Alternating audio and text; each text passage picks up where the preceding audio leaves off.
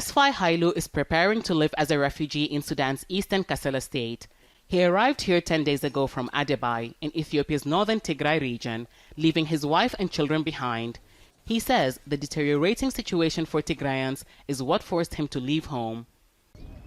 The Amhara militias there detained thousands of us Tigrayans in containers. Many were killed and their bodies thrown around. I saw many bodies and had relatives who were arrested. They mostly targeted men because they're afraid the Tigrayan Defense Forces would recruit them, so I had to leave.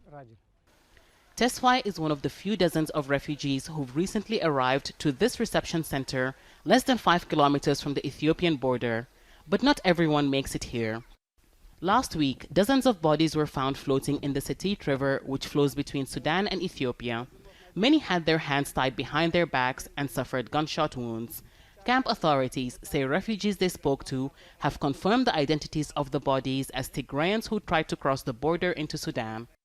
More than 10,000 refugees are now here in this center. At least 60,000 have fled to Sudan since the beginning of the conflict late last year. Many refugees here had high hopes the conflict would come to an end when the Tigrayan Defense Forces took over the capital Mekelle in June. But more people have been arriving from the region in recent weeks, and their stories have raised concerns whether they'll be able to return home anytime soon. The conflict in Tigray is now expanding to include other regions of Ethiopia. The United Nations Refugee Agency says that is causing concern about a potential new refugee influx. For Hamdayat, we've had about 200 from July that have arrived.